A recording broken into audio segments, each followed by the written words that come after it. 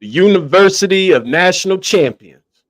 Y'all know what this is, right? That's UNC, of course. This is part 4. We're going to talk about it on 94 feet of UNC. Gordy to Black. The time, 18. Shot, Jordan! Michael Jordan!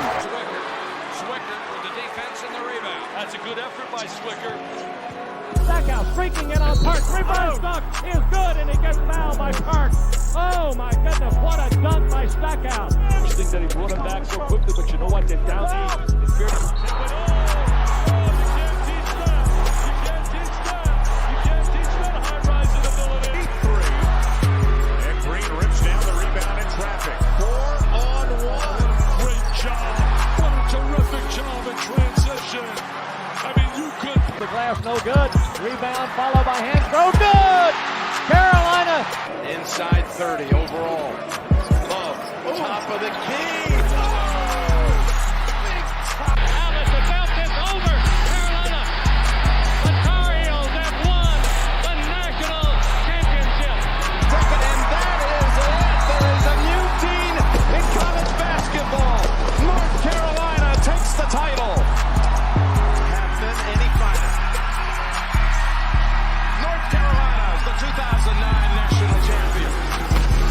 And this year, the confetti is getting thrown to North Carolina. They're not going to be denied this time. What's up, everybody? It is Tuesday, October 1st. You are tuned in to the 94 feet of UNC podcast. I am your host, Linzel Graham.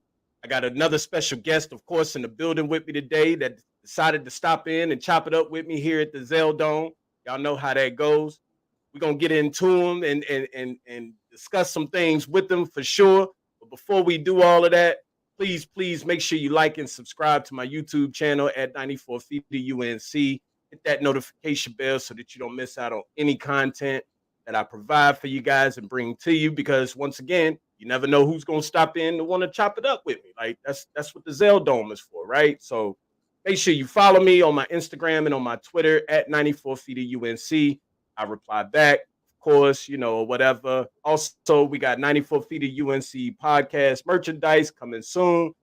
So in order to find out about the free giveaways and the contest and things like that, you got to make sure that you tuned in and tapped in with me. So make sure you subscribe to the channel and follow me on my socials for sure. My special guest in the building today is none other Queens legend. You know what I'm saying? Like, New York is in the building. They took the trip to come down and chop it up with me. My guy, Derrick Phelps. What's up, bro? How you doing? Man, I'm doing great, man. Appreciate me coming to the Zell Dome, man, and chopping it up with you for sure. Absolutely, man. Absolutely. Like, Derrick, this is listen, I tell all my guests, right? So, because I like to extend that hospitality. So just come on in, kick your shoes off for a little bit, get comfortable, whatever the case may be. If you need something to drink, I got you, whatever. And I mean, hey, we're not here for a long time, but we're here for a good time. So, just get comfortable and chop it up with me and relax a little bit. You know what I'm saying? So we gonna tell everybody about yourself, man. For those that don't know, of course, majority of us already know who you are, but for those that don't know, let them know about yourself. Well, I'm Derrick Phelps, man. Originally from Queens, New York. Grew up, like I said, my 18 years, man, in the city. Big time battles in the city growing up, playing basketball, man, and kind of like a little bit of a loner too. You know what I'm saying? I kind of grew up a little loner. I was a single child for like 15 years till my mom had a brother, or had a son that ended up being my brother. So you know what I'm saying? Till that happened, and then maybe like 5 years later, I was headed to college. So but other than that, man, I'm a point guard. Coming from the city of New York City, man, with the Point Guards. Fortunate to be part of that little history coming out of New York City, and fortunate to be one of the Carolina guys from New York City, being a point guard, man. A long history of that that aspect of the game too. So, Yeah. but yeah, man, I'm not pretty much, man, just a simple guy, man. You love to play ball, and shoot, now my whole life is coaching it. You know what I'm saying? Giving back to guys like, that want to be where I ended up or even further. And I think that's a Right. joy, man. And basketball been my whole life at this moment. Yeah, that's what's up, man. Like I said, New York, I I feel at home, man. I'm good. Got New York in the building, of course. Like, of course, growing up as a fan, like I tell all of my guests or whatever, just watching you guys, man, and the way that you know, you guys like set a tone, I guess you could say, being a point guard or being a guard or whatever. But like you said, with the point guards coming out of the whole city of New York or whole state of New York, like it's just incredible, man, because that's a long list, and for you to even extend that and come south and play with the greatest college ever, and on top of that, win a national championship. Like it's remarkable, man. Like it's appreciated, and that could be something that it's a story for a lot of these up and coming kids, man, that are coming out of school or whatever that are trying to get to and do the same thing that you did, man. So, salute to you, bro, and of course, here in North Carolina as a Tar Heel, we appreciate everything that you've done. You feel me? So for sure. Nah, I Oh, appreciate that, man. Shoot, hey, man, when I was my 4 years at Carolina, man, I just gave it my best, man. And the goal yeah, was always, win a national championship, which I was able to do. And playing with one of the greatest coaches ever, man, and Dean Smith. yeah, And just to learn from that man and get in that history and that knowledge of the game, man, kind of just what I'm doing right now, taking some of that stuff that he taught me and the stuff I learned from other places and stuff like that. And now I'm just building my own way of a mindset of coaching and bringing it back to the kids. yeah. Absolutely, absolutely. So I tell you, like D, let's jump right into it, man. Number one, like, how did you become a Tar Heel fan?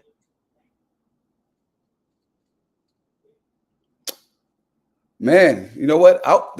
To be real, I wasn't really a Tar Heel fan. I was more of a New York St. John's guy. Right. Uh, coming out of Queens, man. I was a big Lou Conaseca. I was a big fan of Mark Jackson, you know what I'm saying? Another point guard coming out of New York City.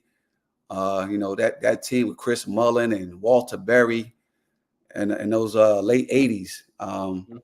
I was a big New York guy, man. I used to go to the Conaseca camp all the time in high school. That was like one of our camps that we used to go to coming out of Christ the King. Mhm. The camp that we all the time used to go to, man. So I was big time St. John's fan. And the Carolina thing came up when this the recruitment part of it.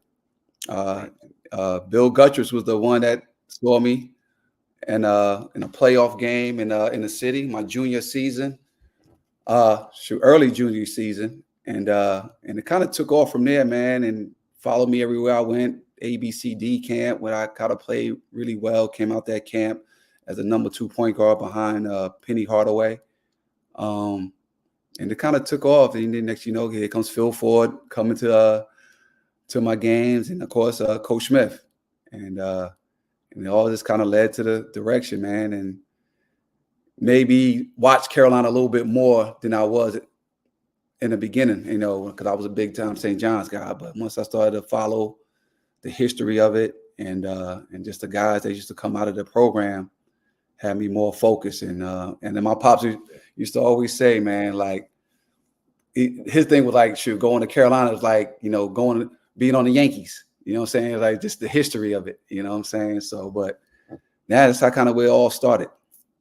Yeah, yeah. So, what would let me ask you this: what really just made you make the decision that Carolina was it? Like I know, like you said, you had to you studied it a little bit more. You was a St. John's fan, of course, being from New York. But like you said, your father told you like going to play for Carolina is like going to play for the Yankees. So what made that decision like really happen like that? What made you say, yeah, that's it. That's where I'm going. This is what we gonna do. Well, I had my 5 schools. Of course, Carolina was in it, Syracuse, Arizona, Kentucky, and Tennessee. Those are my top 5. And I only went on 3 visits. Yeah. And the thing was, Tennessee was in there because I have a big family in Tennessee.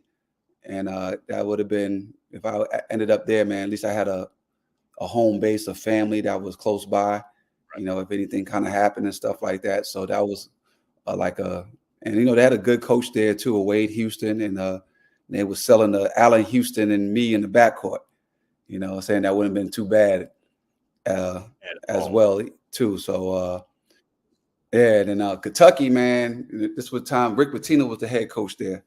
And, Rick Pitino's a New York guy. He just signed Jamal Mashburn, another New York guy. And he was trying to hype the New York connection, man. Like you and Mashburn together could just make it happen, kind of take off with the Kentucky situation. But I did not go to visit Tennessee. And I did not go visit Kentucky at all. So, but I know Rick Pitino was having me on the phone for like at least 2 hours just trying to sell it. He's definitely a good salesman. Let's put it that way, man. I just at that time, man, I just didn't I didn't get a chance to go visit because they was probably like 4th on my list to go there to go check it out. Yeah. But my first visit was Arizona with Lute Olson, the head coach. Mm-hmm. And I tell you the truth, I loved it. I loved the trip. Me and my mother ended up going, and I loved the Arizona, the weather. They had a big sign with like all the students signed that they wanted me to be there and stuff like that. They had a really good team, like the Steve Kerrs was there, the Sean Rooks, rest in peace. Sean Elliott just graduated type deal. So they had a history of, doing well. And matter of fact, my backcourt teammate, Khaled Reeves, we the same year, man, he ended up visiting and he committed first. So they wanted both of us, and we was considered the best backcourt in the country coming out of high school my senior year, and they kind of wanted us to play together, man, and the whole thing. I visited Arizona first, and when I came back, I told Khaled about it, and he went the next weekend, and when he came back, he said he was going. So that my mindset at the time, I was like, if he's going, I don't know if I want to go to Arizona. I ain't want to kind of like play with him again another, I don't know, it could have been 3 to 4 years again and stuff like that. I kind of wanted to like separate ourselves in that situation and kind of like just moved on. And my next visit was Syracuse the next weekend. And I love the history of Syracuse. I used to love the Sherman Douglas, the Pearl Washingtons back in the day. I used to follow them really strong, man. And Derrick Coleman, Billy Owens was there at the time. And just my visit wasn't as great as I thought it was going to be. And, New York, and this is Syracuse, New York too. So my whole thing was, it's 5 hours away. I'm still in New York City. I wasn't really like feeling that contact of being in Syracuse. I just didn't rub me the right way. Let's put it that way. And but actually, when I actually made it to Carolina, though, it just hit different. And let me tell you this. Let me go back a little bit. Like all those other schools, they was like the ball's going to be in your hand. You run the show. Right. That was the thing too. And it was like, all right. Basically, they say I didn't really have to work for anything. They was like, you coming in, you're running the show. Well, I got to Carolina. It was just a little different. Me, Brian Reese, and my mother, we all ended up going, and my little brother too at the time. And we all came together. And the difference was, you get there, you see the Carolina blue, you see the history there. You just see it was just a different type of feel. And I think the biggest thing that kind of like changed my mind sitting in the office with Coach Smith, and he kind of just told me, he was like, I know you're a McDonald's All-American, one of the top players in the country, well, we do have 8 more on our team right now. And it's like, you have to really work and fight for a spot.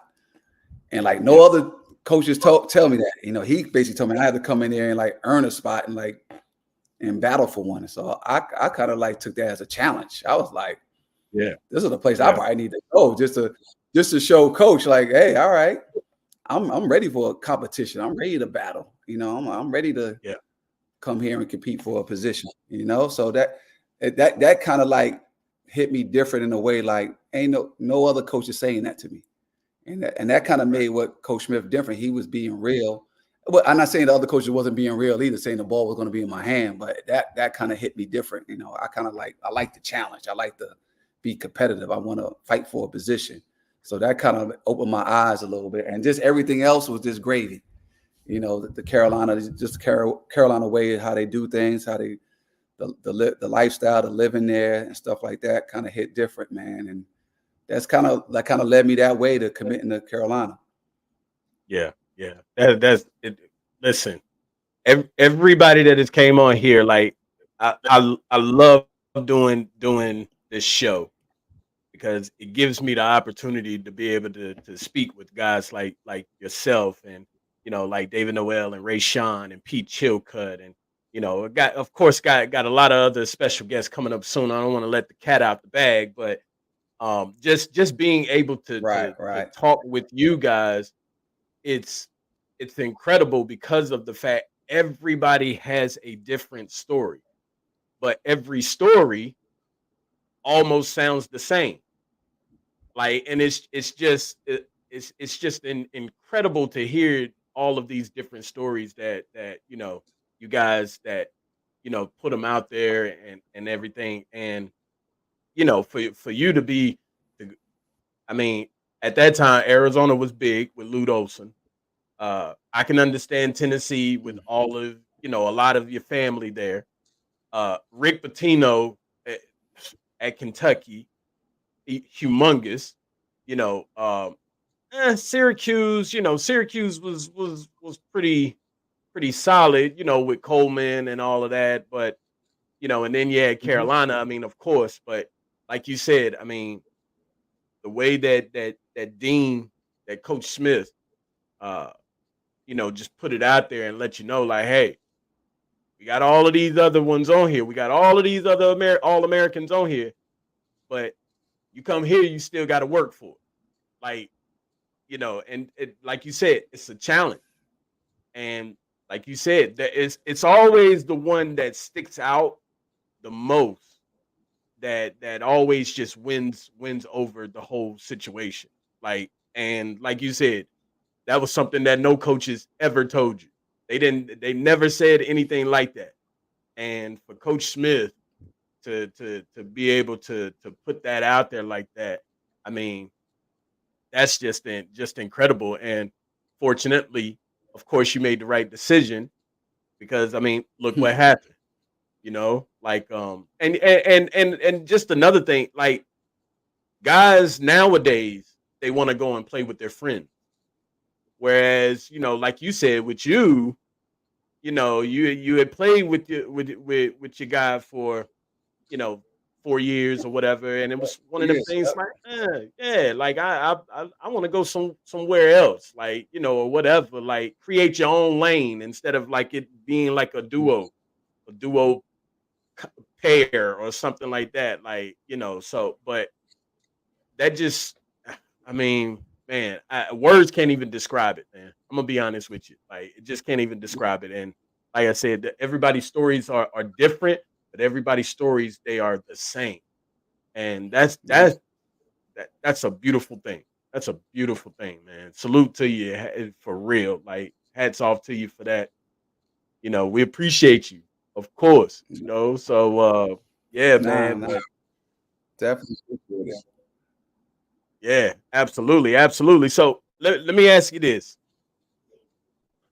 give the people out there a moment.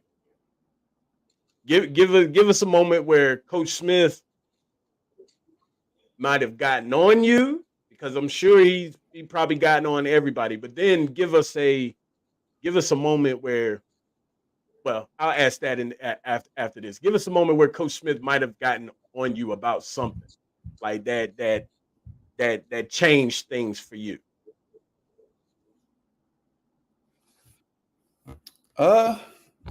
Coach Smith, man, in practice, I know everybody else says it. Coach Smith never cursed, never, Right.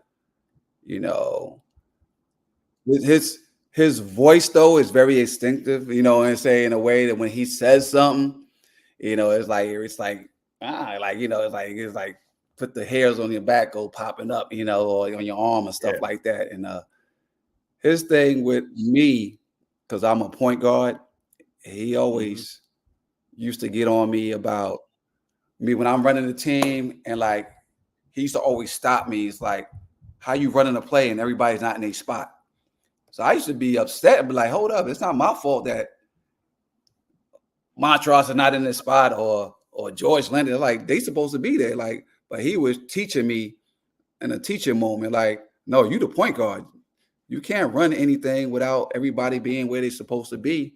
So at least they're in their position, they kind of have an idea what they're supposed to do. So he used to really, especially my freshman year, he used to get on me a lot about that situation. I couldn't understand it at first when he used to get on me about it, like, why he mad at me?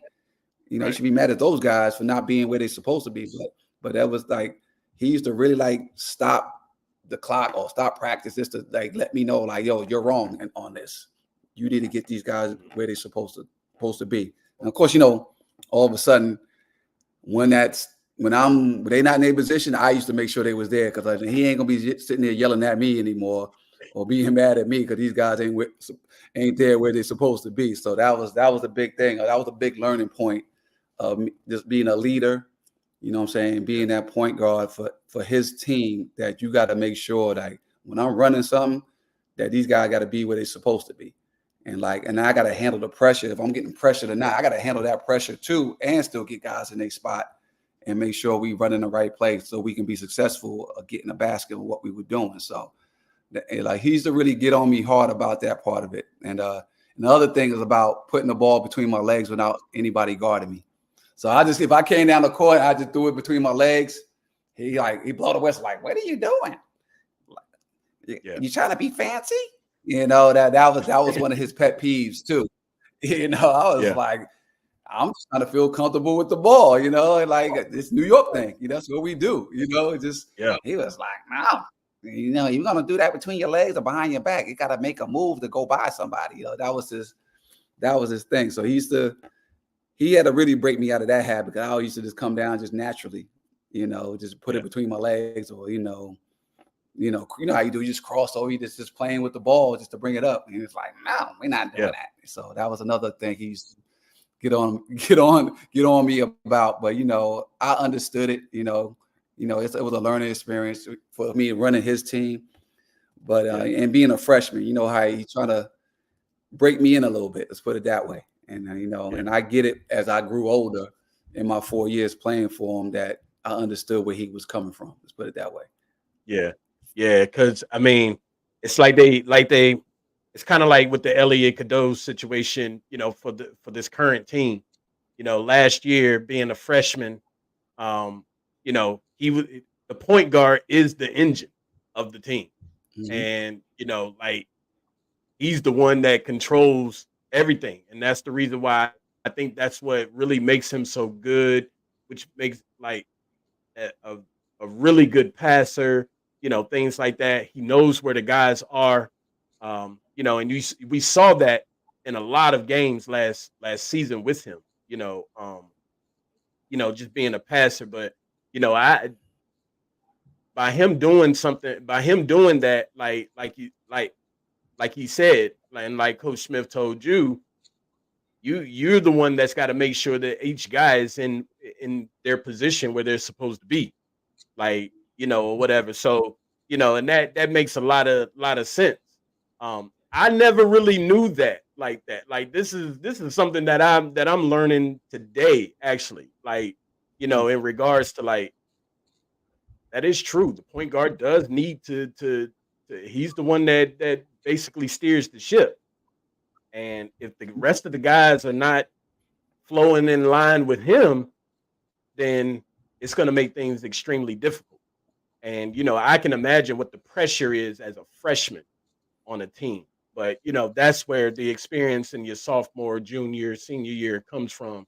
You learn from those things. And like you said, Coach Smith would blow the whistle and asking you what you're doing, with the ball going through your legs, things like that. Like, the little things like that they're big. It may seem little, and it may seem like they really may seem very small, but it makes a big difference in the long run. And you, like you said, you learn from that. And I mean, I'm sure it made you a better player. I mean, and once again, look at what the outcome was. As far as the growth that you had and that you did or whatever, throughout your tenure at UNC. So, I guess my next question would be, because you kind of tapped into it a little bit, but I guess my question would be, what makes, and I had the same conversation with Pete, and I'm gonna ask the same question when some other guys come on as well. But what makes Coach Smith the GOAT? Because I got him as my GOAT. Like, he's the greatest coach of all time, not because of what he did on the court, but for everything, also things that he did off the court that I knew about. But there's so many different stories. So, what, in your eyes, what makes Coach Smith the GOAT? Because I would assume you got him as the greatest coach of all time, right? 100%, man. Coach Smith is the greatest coach of all times in my eyes. Just him as being an innovator, of the game. To this day, people follow what he's done in the history of the game. Not just in college, definitely in the pros as well, because he has a lot of disciples that from college to professionally, for sure. And like you said, all his off the court things he did first, what I'm saying, bringing the first black guy to North Carolina with Charlie Scott and stuff like that, just, sitting in restaurants through that type of deal and stuff like that, man, it was big time that no other coach would even think about doing. But I think he always was one step ahead of everybody. What I'm saying? Just the mindset of doing things on the court. And I thought he saw the game different. And, don't ask me where that came from or how he learned it, or just him just studying the game and just be a guy that just loves the game and try to just be better and better and just learn from different people too. But, he figured some stuff out and made this thing the Carolina way. What I'm saying? The Carolina family, guys that want to come back each and every year and work with guys in the summertime, what I'm saying? That's like unheard of, that nobody else done. And the funny part, I have discussion with like other guys from other schools that's like so envious of us that we still stay tight like that. What I'm saying? Like, and they try to like follow that script, man, and they just can't do it. We are the originators. Coach Smith is the originator of doing that type of thing. And and everything else on the court, and the players that loved them and the players that, blood, sweat, and tears on the court for him, man. He was like a second father to us. Yeah. And not just like on the court, man, off the court, I tell you what, like every year since I graduated, he always check on me. How your finances? I need to put you with somebody to help you with anything, stuff like that. Just he cared. Usually when you play for a school, man, you kind of just done and you just do your own thing after that. Coaches don't check in on you.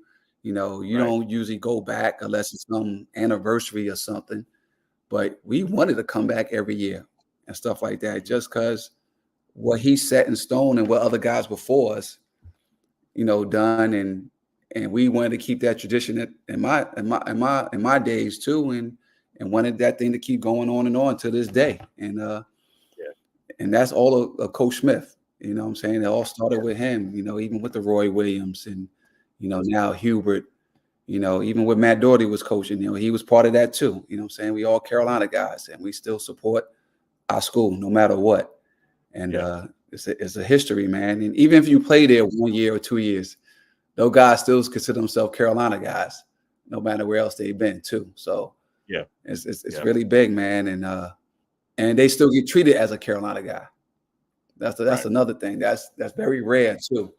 And like I said, man, he's the best that ever done it, man. What he done for that program and what it's still doing to this day.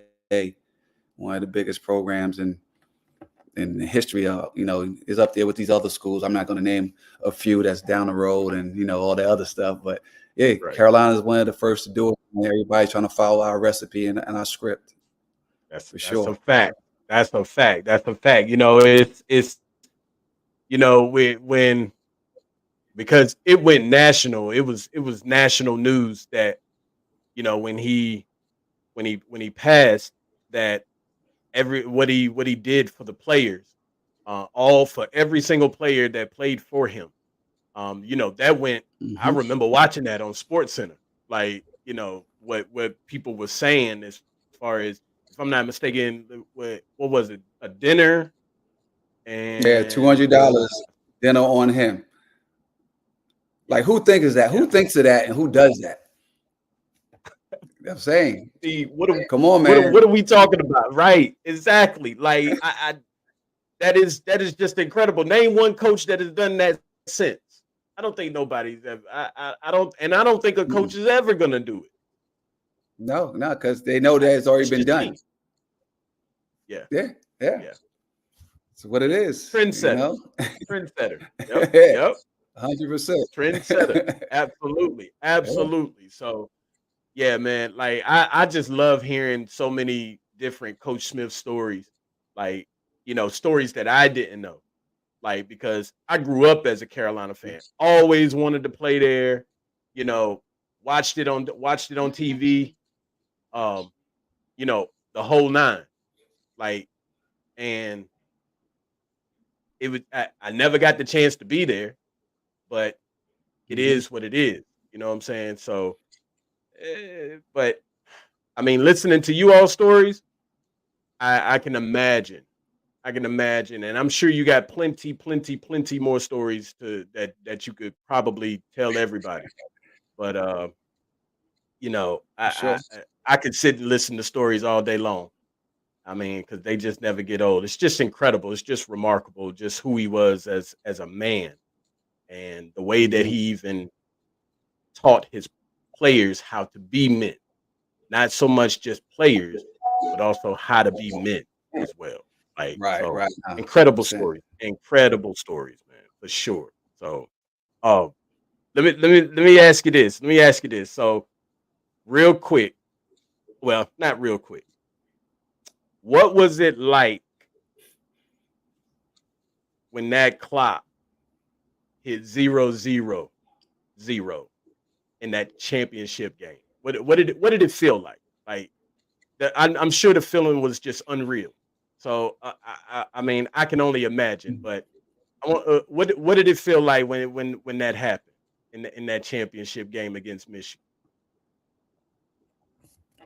Man, you know what? Just all the hard work for all that whole year that we put in, the practices every day, the traveling, the games, all that work you put in, man, and you finally accomplished the goal you actually was working for.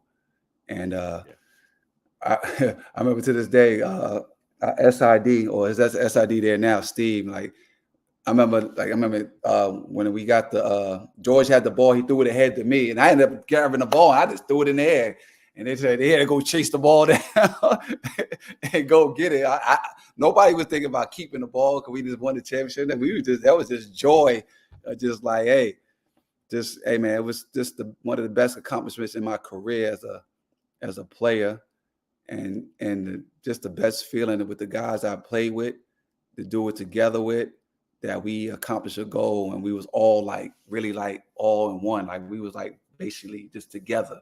And like anything we do defensively, offensively, we was all on that link in the chain. We moved the way we moved together.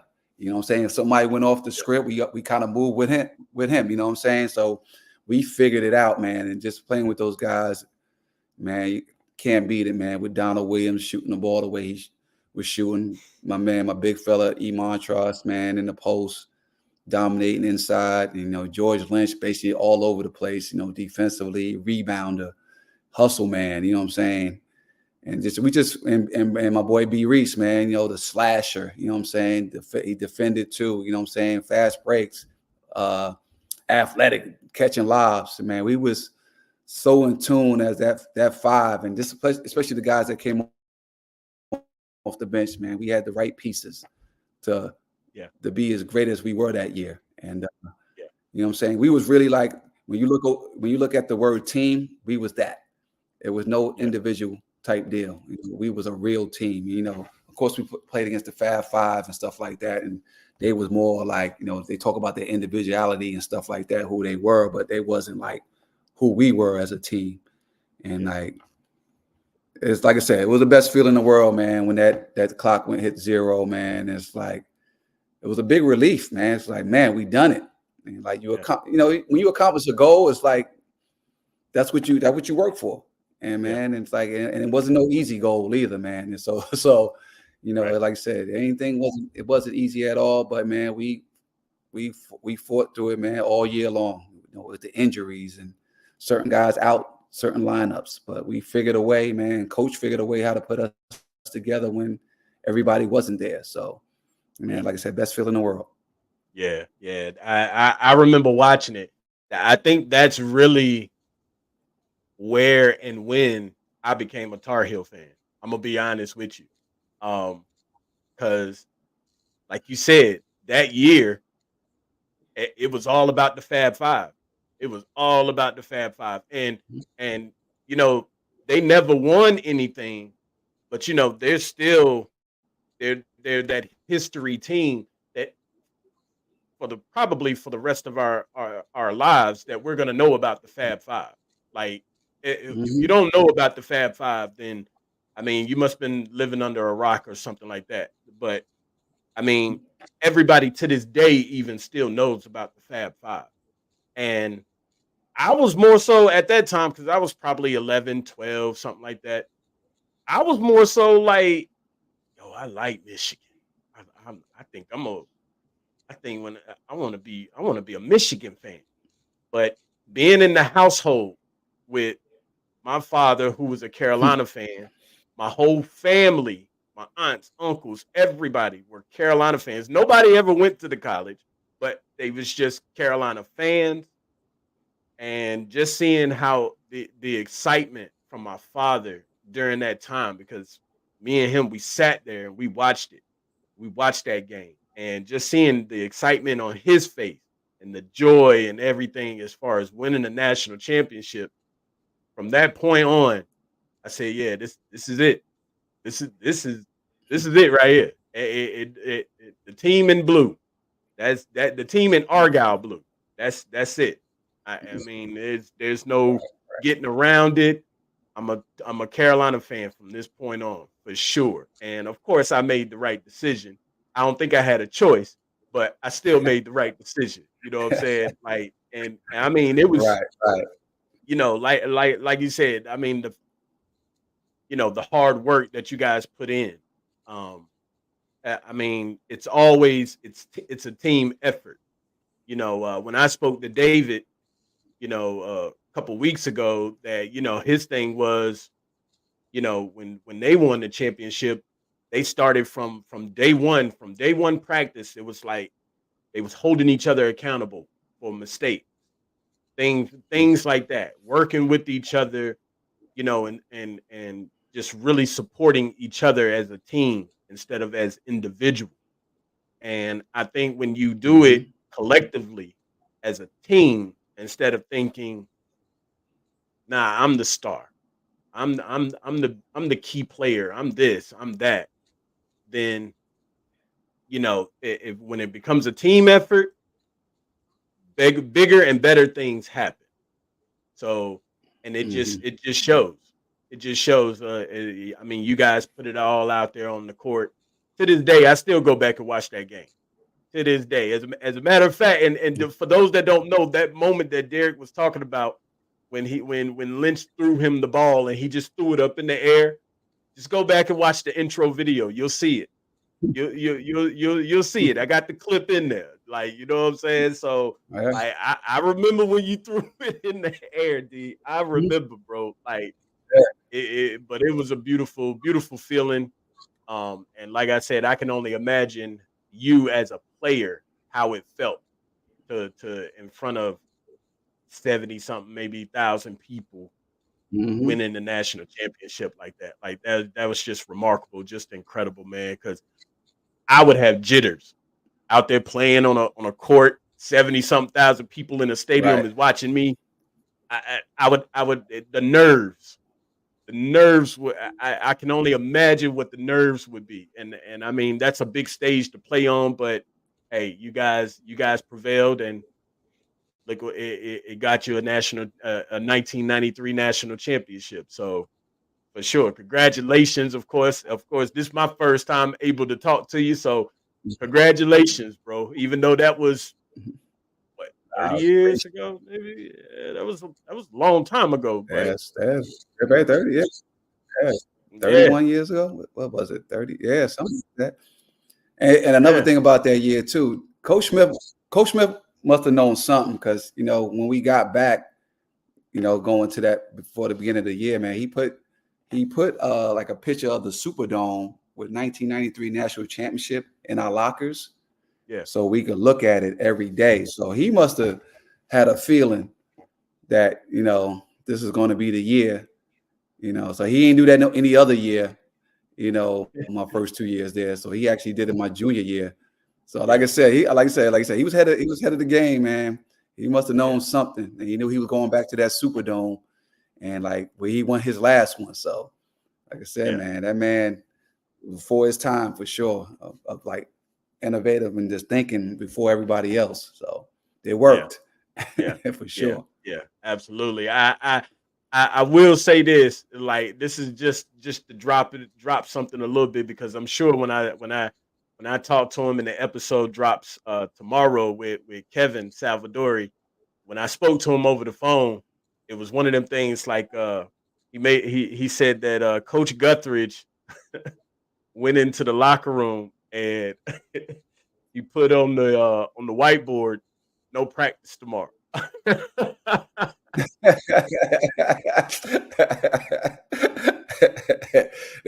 That's a Coach Guthridge move right there. 100%. Yeah, man. Yeah. I told him so. I told him, I said, well, listen, when we talk, you got to bring that up. You got to bring that up, because that was just crazy. No practice tomorrow. And take the day off. Okay, coach, no problem at all. That's fine. Are you sure? All right, no problem. I'll take the day off for sure. For sure. Yeah. So let me ask you this. Jumping to this current day, this current time, the modern day era, as they say. Just off topic, real quick, because I just want to get your viewpoint on something, because you're in the coaching field. But how do you feel about the transfer portal in NIL? Oh man, me being in this business, you like it and you don't like it. It depends on the situation, man. And I say what school you're at and stuff like that too. It's a you know what? I'll tell you why I don't like it. Because it's no adversity, no loyalty to any program anymore. It's all about, it's not working out, I'm just gonna leave. You know what I'm saying? I'm not gonna actually try to fight to play and get more minutes the next year. You know what I'm saying? And especially, and it's different with the NIL too. You know, I'm not mad at guys are getting paid or getting money. It's just that, you know, but guys were trying to go to the highest bidder every year if they could, and just allow them just to play right away. It's the only thing. Like I said, you know, my first year I didn't play that much. You know, I played a good 10 to 15 minutes. I could have said, "Oh man, I'm leaving, coach. Let me go somewhere else so I know I play." You know, and just even though we wasn't allowed to then, you know, you had to sit out a year. But I just can't imagine me just saying, "Hey, I'm just going to leave now," and not just come in the next year and fight for. Because how I can't even talk right now. How I was a competitor, you know what I'm saying, just to go out there and compete. Like, nah, I'm not going somewhere else, and just no, I'm coming back the next year and like put myself in that position that he will have to play me even more, you know. So we, you know, guys don't even think like that. They just want everything handed to them, you know. Even when you're recruiting them, you know, they want to be told, they want to be starting and stuff like that. They don't have to really work for it. So it's like it's different, man, you know. But like I said, what I like about it too, like you know, you can like create a team quicker with a bunch of older guys and stuff like that. That, you know, you get 23-year-old guys, or maybe a 24-year-old guy. You know what I'm saying? You can get old quick, but it's like a quick fix. You know, especially you were struggling the year before too, man. You know, that's the best part about it. But I think it hurts the freshmen. You know what I'm saying? The ones that play the high school ball, man, and they don't have the opportunities because they're going for guys that's already been playing in college ball, which I get that as well, man. But you need to get freshmen too, so hopefully you can build them up to keep on staying in your program and to get better, you know. So, but yeah, like I said, it's a gift and a curse, to tell you the truth. But it's the way of the world right now, man. And you just got to just figure it out, and just, especially you coaching in this business, man, you got to figure things out, man, because all you're trying to do is trying to win, man. And other people are doing stuff different. You got to try to figure out how you're going to do to make your team win as well. So, but it's the way of the world, like I said. And to me, when it comes to the portal, I like the portal, but the NCAA needs to regulate it. You know, this bouncing from team to team, year to year, is ridiculous. It's getting out of hand. I think they need to put in some type of rule to where you can only transfer one time. You know, I mean, I don't know how they would do it, but they need to figure something out. And then, you know, as far as the NIL, I like it when players are getting paid. I do like that. But I think nowadays you got pay for play. And these kids, you know, back in the days, if y'all was getting $1 million to come and play at Carolina, I mean, good gracious, man. Like, you know, and some of these kids out here is getting $2, you know, we hearing $3, $4, $5 million for a kid that's only going to come probably for 1 year, and then he's gone, especially if he's that good and he might be the number one pick. But you're going to give him $3, $4, $5 million for 1 year? Like, that doesn't add up to me. You know, I think that the NIL does need to be regulated as well. I think that they should put a salary cap or something in place for all of the schools. But then how does that benefit, you know, the bottom tier type schools versus the Kansas, North Carolinas, Kentucky's, Dukes, you know, those type of programs? How does that benefit them? Because they're still going to have more money than the bottom tier type schools. So, and those and players are still going to end up going to the top tiers, and the bottom tiers are going to still be stuck where they're at. So I don't know how they're going to regulate it. I think it does need to be regulated, and I don't think players should be getting them, you know, millions of dollars or whatever the case may be. That's just a little bit too much, you know, being in college. Now, nothing over $1 million. I don't think no player should be getting nothing over $1 million. Like, come in, give them 500,000, and then let them work for the rest of their endorsement. No, That sounds fair to me. I agree with you in a way, man. Because like I said, they ain't make one basket yet, and they demanding a certain amount of money, which is sometimes hilarious to me. So it's what it is. I'm just thinking like, man, when I played, well, I probably could have demanded then, coming out as a McDonald's All-American and just, let me just throw out a number, and just like, hey, I ain't coming till I get this. But it's right. Like I said, this is the new world, and you just got to figure things out, man. You know what? And I always tell like other coaches too, like, yeah, we can't be mad about it. This is what it is right now. It's like we just got to figure a way how we gonna be good as a team and our program as well. But it kind of like evens the playing field sometimes for the lower level teams, because everybody can't go to these high majors and stuff like that or get the money they want. So they got to trickle on down a little bit. So you might get a player that you wasn't expecting to get, man, and you got to take advantage of it. So it's different, man. So it kind of helps too in a way for guys at a different level, at the mid-major level and a low major level. So yeah. Hopefully the NCAA that's gets why they it together. Well, I don't know if that's going to happen, because they've been stealing from the players from a long time too. So they nobody's believing them no more what they do, and if they do something, they going at them, suing them and stuff like that. So it's a lot going on, man. And like I said, nothing's etched in stone. Like I said, there's no bylaws of like who gets what, or there's no contracts being signed for this NIL stuff either, man. I tell you, you're gonna get 100,000 or you're gonna get 500,000, but I ain't signing anything. Right. So it's like it's just a gentleman's word, basically, that you're gonna get that. So it's like I said, every school is different, alumni base, it depends on where your money's coming from, where the pool of money's coming, that you can give certain guys a certain amount of money. Yeah. And it's a lot of it's crazy because it really gets under my skin, because there's a lot of other podcasts out here where they always say that North Carolina has no money. And I mean, let's be clear and let's be honest. Carolina is not broke. They could get any player that they want if they wanted to. But what people don't understand about Carolina is Carolina lives by a code. We live by morals and dignity and integrity and values, and we don't pay to play.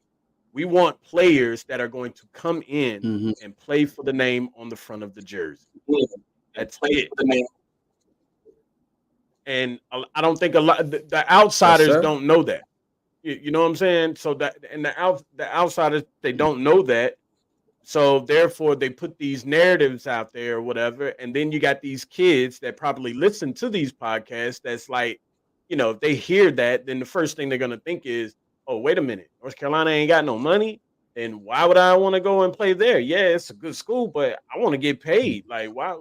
And I mean, I just wish that people would stop with these narratives that some people are putting out there or whatever, because of the fact, oh, we've missed out on some players in the portal.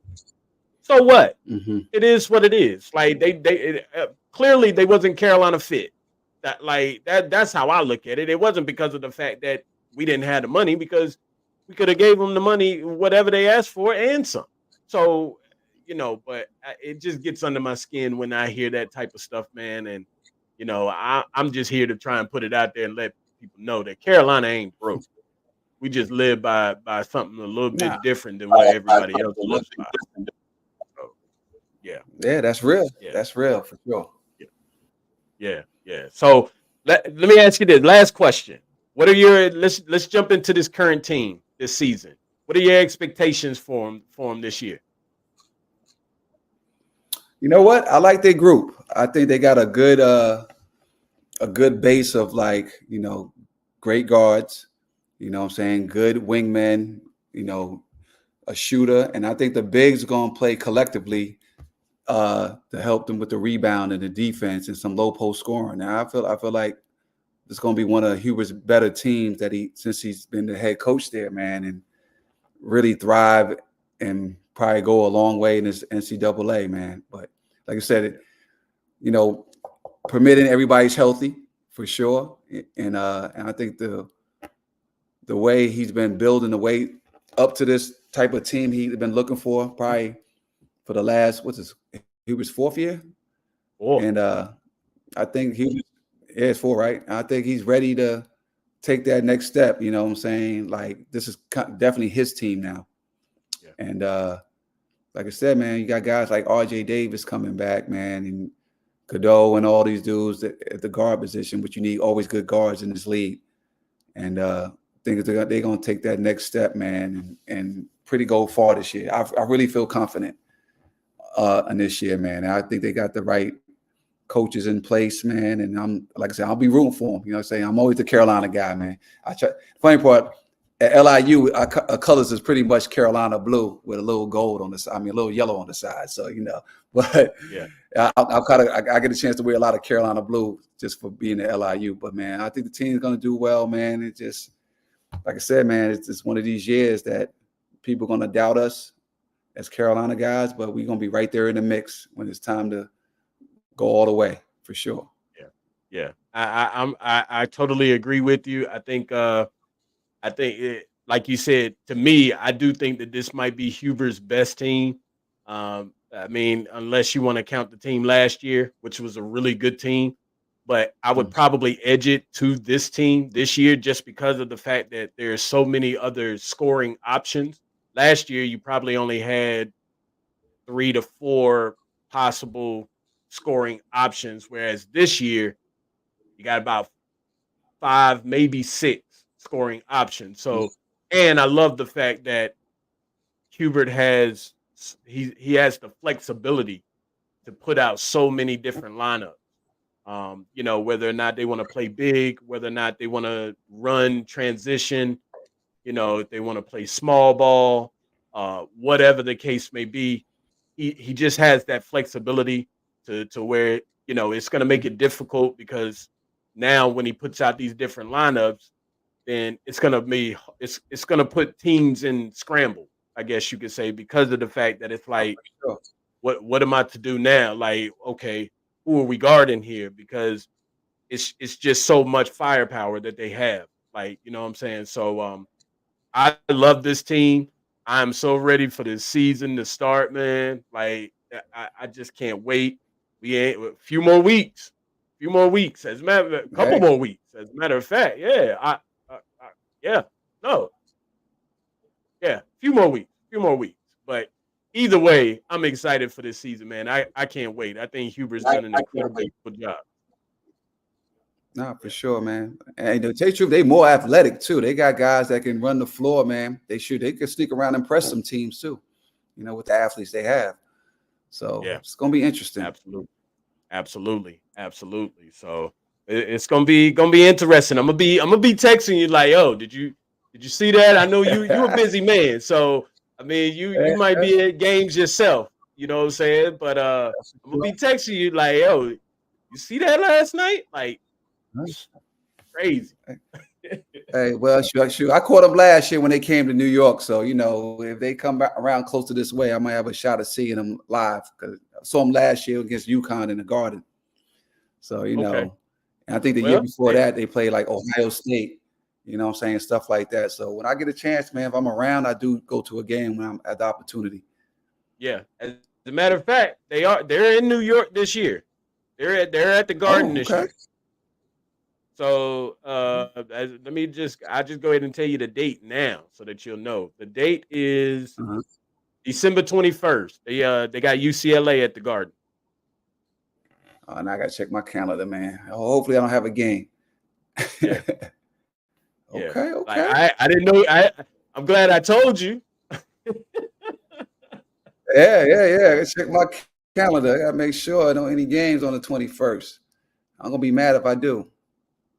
And I do too. I'm be mad now. Yeah. What time it depends on what time they play. So maybe hopefully I got an early game. I can still make it.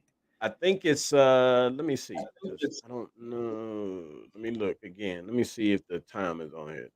No, they don't have the time, but it is It is a late game. As a matter of fact, this is the CBS Sports Classic. Okay. Yeah, it's the Shoot, CBS I Sports do, I do Classic. play But on that day. yeah, I think it's a late Okay, we'll game see. though. I, yeah, I think it's a late game. Okay. So, but yeah, so try and get by there, man. If you can, go to the game for me. I ain't gonna be able to make it up there to New York to watch that game, but I'm gonna be in Chapel Hill for sure. I like it. I Sure. like it. Yeah, man. So listen, D, I appreciate you, my guy. It's been an honor to talk to you for sure. You know, and you always welcome back, bro. Like it's an open invitation. You know what I'm saying? If you you Appreciate get the free time, whatever the case may be, you want to chop it up, you always welcome. You got my number. You can always hit me up like, yo, I need to come on. I got to come visit you or whatever at the Zell Dome, you know what I'm saying, and chop it up with you. Yes, So, sir. it's like I said, it's an open invitation and you're always welcome for sure. For sure. Nah, I appreciate it, man. I thought this was cool, man. Keep on doing what you're doing. Keep on talking about this Carolina history, man, with all the players you reach out to and speak to, man. I think it's good for everybody to see this, man, and learn a little bit more from the present, the past, you know what I'm saying? All that stuff, man. It's always good to talk about Carolina ball any day of the week. Yeah, absolutely. Absolutely. So let everybody know where they can find you at, my guy. Oh man, shoot. You catch me on IG at D.Phelps14. Pretty much, shoot, I don't know my other handle, but IG be the best bet to catch me on, man. But hey, make sure you check out the LIU basketball, LIU Brooklyn this year, man. We're gonna have a team that's going to compete this year, man, and it should be fun to watch. Rod Strickland's the head coach there and stuff like that. So we got an NBA guy, another point guard, let's put it that way. And I think we're gonna be pretty fun this year, man. So I'm excited about this year, man. And I'm just happy to be home back in the New York City area. Hey, listen, make sure you get me that schedule, man, because we're going to talk a little bit later because I definitely want to get some streaming links or something, man, to where I can catch some games for sure. Because I want to check that out, man, for sure. See what y'all got going on up there, man. Y'all got the Carolina Blues like jerseys with the yellow in it, or yes, sir. We got the Carolina Blue, man. We representing strong. Our president went to Carolina, so you know how it go. Oh, absolutely. Nothing else to be said then. What's understood don't need to be explained. What's understood don't need to be explained for sure. That's what's up, man. That's what's up. But yeah, we'll definitely talk off air, man, because I do want to get some links or whatever so that I can check the games out because of course, they're probably not going to show it down here in the Carolinas or whatever. So I got to get something so I can tap in for sure. See what's going on with LIU up there for sure. 100%. Hey, matter of fact, we'll play UNC Charlotte. So we'll be in the Carolina area for sure. I think we play them on the 23rd of November. So we'll be in the Carolina area. So, if you're close by, whatever, we might have to get you to come check us. I might be able to do that. Got to make sure you give me that date because the schedule be so crazy and everything. But because I'm 30 minutes from Chapel Hill, so I'm not too far from there or whatever. But Charlotte is hop, skip, and a jump, 2.5. So yeah, for sure. Yeah. So we'll definitely make that happen. So. Yeah, we'll chop it up though for sure, so I can get that. So that's Derrick Phelps, y'all. You know what I'm saying? You